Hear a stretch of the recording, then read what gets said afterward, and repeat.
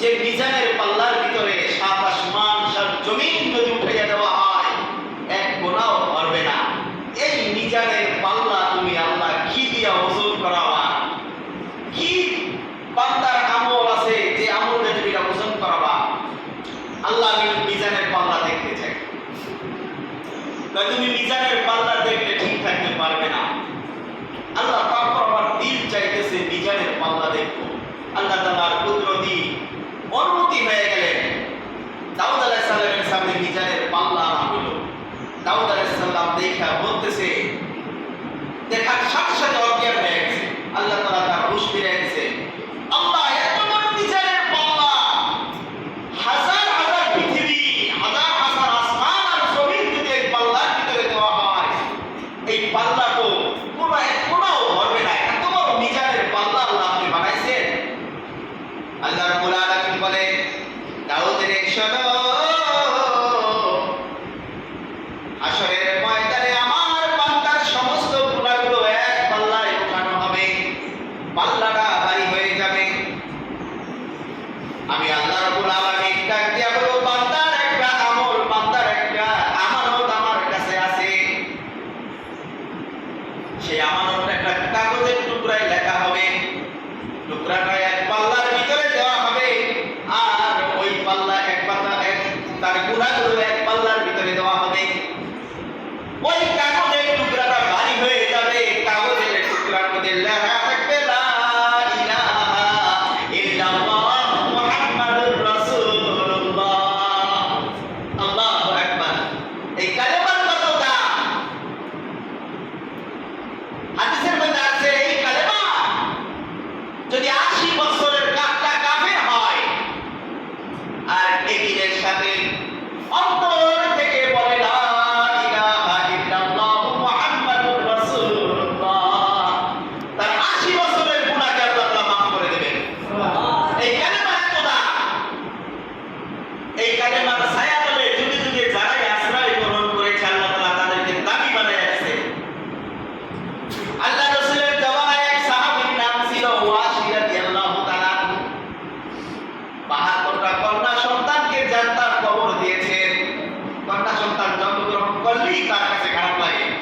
আমার মেয়ে অন্যজনে বিবাহ করে নিয়ে যাবে, এটা একটা লজ্জার বিষয়। সে কন্যা সন্তান জন্মগ্রহণ করলেই পাথর নিক্ষেপ করে, পাথর চাপা দিয়ে মেরে ফেলত। ওয়াসি রাদিয়াল্লাহু তাআলা আল্লাহ রাসূলের দরবারে যেয়ে বলতেছেন, ইয়া রাসূলুল্লাহ, আমি অনেক বড় গুনাহগার। আল্লাহর আসমানের নিচে আমার উপরে আর কোনো গুনাহগার নাই। আমি এতগুলো বাচ্চা কন্যা সন্তানকে জ্যান্ত মেরে ফেলেছি। ইয়া রাসূলুল্লাহ, সবার শেষে যে বাচ্চাটাকে আমি মেরেছি ওই বাচ্চাটার নাম ছিল জামিলুন। বাচ্চাটা যখন আমি গর্ত করি আমার দাড়ির ভিতরে এসে বালু লাগে। বাচ্চাটা দাড়ি ছাইড়া দেয়, কয় বাবা তোমার দাড়ির ভিতরে বালু লেগেছে। বাচ্চাটাকে যখন আমি গর্তের ভিতরে নামাই বাচ্চাটা আমাকে বলে, বাবা তুমি আমাকে এখানে কেন নামাইতেছো? আমি কোনো কথা বলি না। যখন বাচ্চাটাকে চাপা দিতেছি বাচ্চাটা বলে, বাবা তুমি আমাকে মেরো না, আমি তোমার পরিচয় দেব না, আমি বহুত দূরে চলে যাব, বাবা তুমি আমার মেরো না। সেই বাচ্চার ডাক এখনো আমার কানের ভিতরে বাজে, ইয়া রাসূলুল্লাহ, আমি বড় গুনাহগার পাপী, আল্লাহ কি আমি কালেমা পড়লে মাফ করে দিবেন? আল্লাহর নবী বলতেছেন, ওয়াসি রে, তুমি যদি ৮০ বছরের কাটটা কাফের হয়ে থাকো, আমার আল্লাহর কাছে যদি একই ইখলাসের সাথে পড়ো লা ইলাহা ইল্লাল্লাহ মুহাম্মাদুর রাসূলুল্লাহ, আমার আল্লাহ তোমাকে মাফ করে দেবে। প্রিয় বন্ধু, এই কালেমা এমন এক কালেমা, এই কালেমার কত দাম! আমি এই কালেমা মুখে স্বীকার করেছি, অন্তরে বিশ্বাস করেছি, কাজে পরিণত করতে হবে। অন্তরে আমি বিশ্বাস করে এই কালেমার ইয়াকিন নিয়ে যদি কবরে যেতে পারি, আমার কবরটা জান্নাতের বাগান হয়ে যাবে। এই কালেমার এত দাম। আল্লাহু আকবার। এক বাদশা শিকার দিতে যাবে। এক বাদশা কোথায় যাবে? শিকার দিতে যাবে। উজিরকে নিচে, সৈনিক নিচে নেওয়ার পরে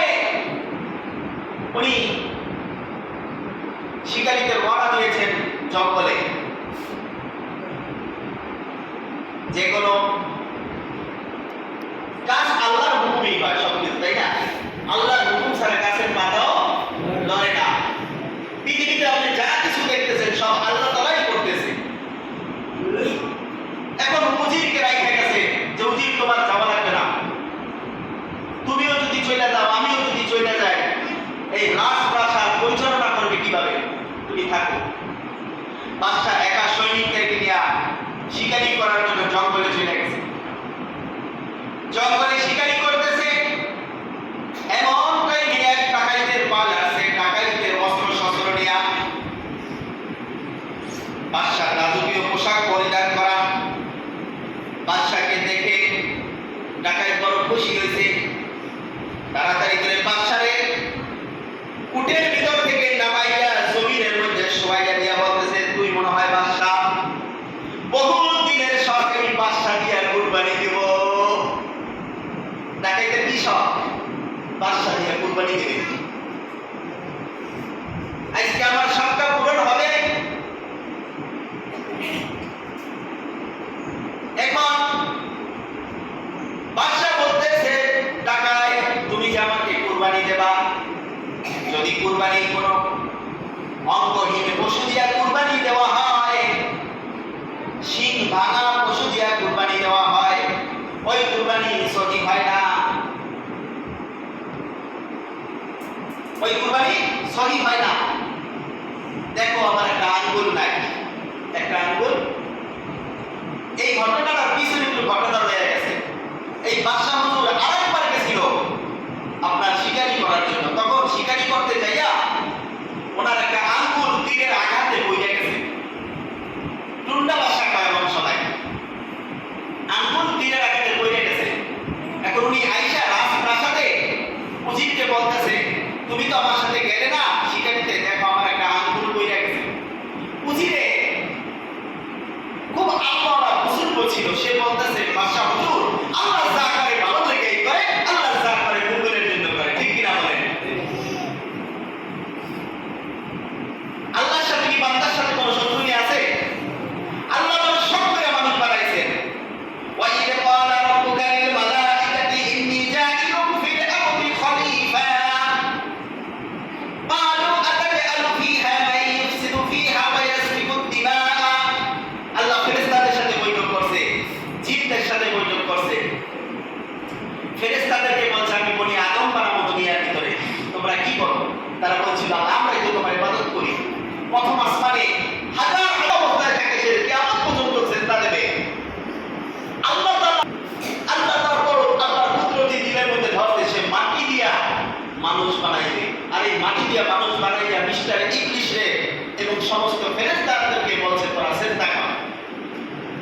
আল্লাহ তাআলা বহুবার জিনদেরকে ধ্বংস করে দিয়েছেন। একটা জিনের বাচ্চা পাহাড়ের গুহায় লুকাইয়া লুকাইয়া আল্লাহর ইবাদত করতে করতে আল্লাহর নৈকট্য হাসিল করে ফেলেছে। 9 লক্ষ বছর ইবাদত করেছে। কত বছর? 9 লক্ষ বছর ইবাদত করেছে। এই মানুষের কারণে শয়তানি দাবিত হয়ে গেছে। ইল্লা ইবলিস ইস্তাকবারা ওয়া কানা মিনাল কাফিরিন। আল্লাহকে বাঁচাইতে চেয়েছে, ঘর বানাই দিয়েছে যে ঘরের ভিতরে ঢোক, সিজদা হয়ে যাব, মাথা মত করে ঢুকলে তো মনে করবো সিজদা হয়ে যাবে। সে আগে তো আলো পাইছে। এত সাধনা করে বনি আদম আল্লাহ বানাইছে, ঠিক কিনা বলেন? এই মানুষের একই রকম কোথায় গেছে বলেন? কিন্তু যা কিছু হয় আল্লাহ তাআলার কুদরতের ভিতরে লেখা আছে। কি হবে? বাদশা বলছে, আল্লাহ যা করে মানুষের মঙ্গলের জন্য করে, মানুষের ভালোর জন্য করে। বাদশার কাছে ভালো লাগে না এই কথাটা। দ্বিতীয়বার যখন বাদশা আবার শিকারি করতে গেছে, হাত শুকিয়ে গেছে, বাদশার বুকের ভিতরে টাকা কিনতে বলতেছে, আমি বহুত দিনের স্বপ্ন একটা বাদশা দিয়া কুরবানি দেব। কি দিয়া কুরবানি দেব? কি দিয়া? বাদশা দিয়া কুরবানি দেব আমি নিয়ত করেছি। হঠাৎ বাদশার মনে পড়ে গেল, আমার তো একটা আঙ্গুল নাই,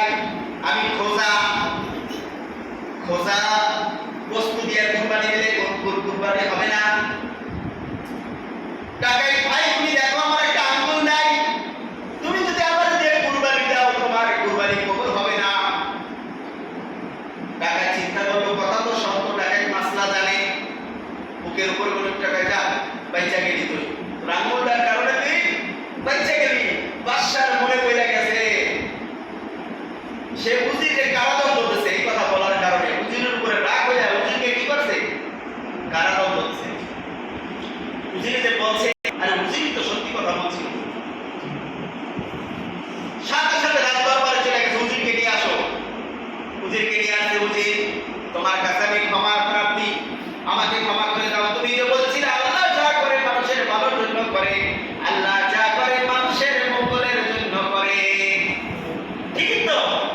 আজকে যদি আমি আঙ্গুলটা আমার থাকতো, আমাকে কুরবানি জবাই দিয়ে ফেলাইতো। আজকে আল্লাহ হুজুর এর যে আশ্চর্যের খবর আমার কাছে আছে, এর যে আশ্চর্যের খবর তোমার কাছে আছে, জানতাম।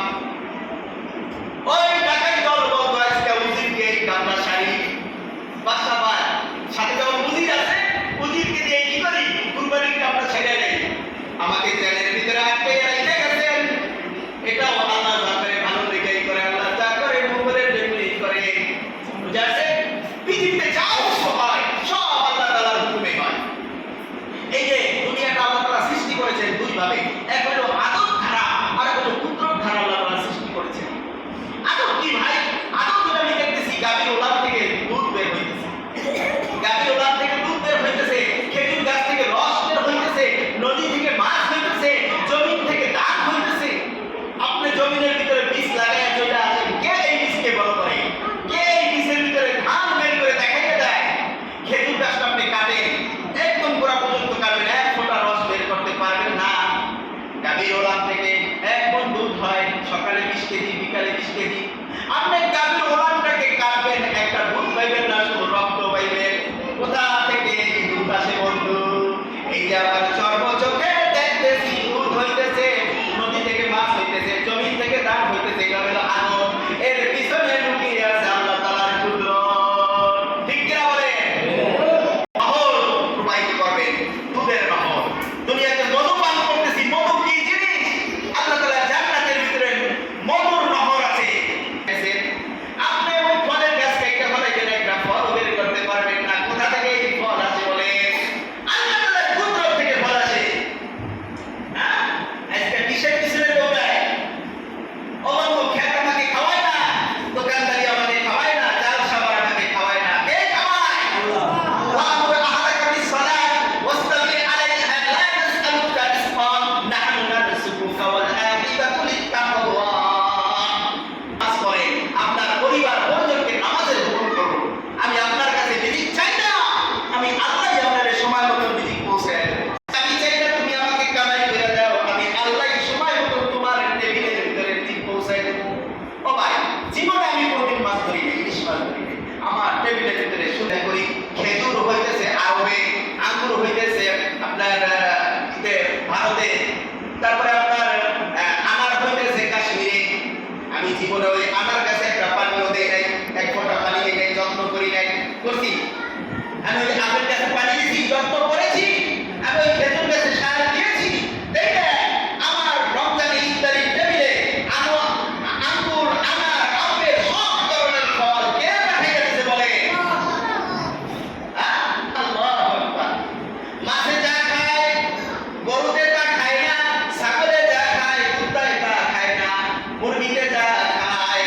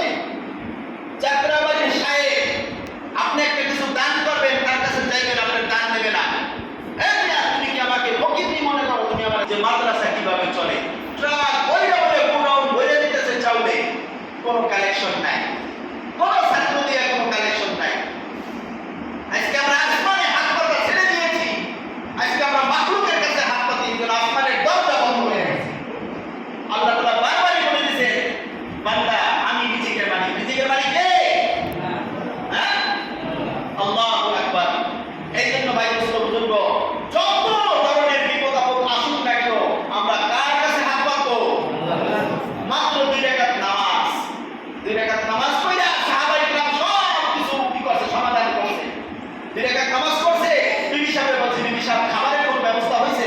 কয় না। তাহলে আমার নামাজের মধ্যে ত্রুটি আছে, কেন ব্যবস্থা হবে না? আবার নামাজ পড়ছে, আবার এসে জিজ্ঞাসা করছে বিবি খাবারের কোনো ব্যবস্থা হয়েছে? কয় না। আবার নামাজ পড়ছে 2 রাকাত, আবার আছে আইসা দেখে বিবি ঘরে একটা চাকা ছিল, বোম ভাঙানের চাকা, ওইটা ধরতেছে আর আটা বাইতেছে, ঘরের যা কিছু আছে সব আটা দিয়ে ভরে ফেলাইছে।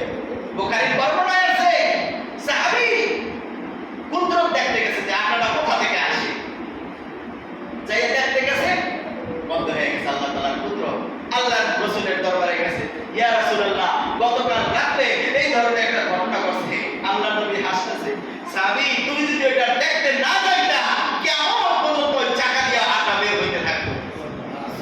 আজকে আমরা নামাজ পড়ি না, আল্লাহ রাসূলের দরবারে সূর্য গ্রহণ হইলে, চন্দ্র গ্রহণ হইলে আল্লাহ নবী সাহাবায়ে কেরামদেরকে না মসজিদে চলে যেতেন, না জানি কিয়ামত হয়ে যায়। আজকে চন্দ্র গ্রহণ হইলে, সূর্য গ্রহণ হইলে আমরা কোনো ভয়ই পাই না। ভয় পাই? আমাদের মধ্যে সেই ভয় নাই। এই জন্য বন্ধু দোস্ত বুজুর্গ, আল্লাহকে খুশি করে ওই মাটির কবরে আমাদের যেতে হবে। 40,000 বছর আমি কবরে থাকবো, 40,000 বছর। সদরের আবাস বাগানে, কলা বাগানে, রাস্তার কিনারে আমাকে আপনাকে রেখে চলে আসবে। মনে করছেন বইটা গেলে আমি শেষ? না, আমি ইসলামকে চেঞ্জ করেছি। এটা হলো দুনিয়ার জগৎ, ওইটা হলো আখিরাতের আলমে বরজখের জগৎ। ওই জগৎ আল্লাহ তাআলা আমাকে চিন্তা করবে যে আল্লাহ আমাকে এই দুনিয়াতে চিন্তা করতে পারছেন, পারছে, ওই আল্লাহকে আমাকে কবরে চিন্তা করতে পারবে না? বলে 40 কদম চলে আসলে কবরের জিন্দেগি আমার শুরু হয়ে যাবে।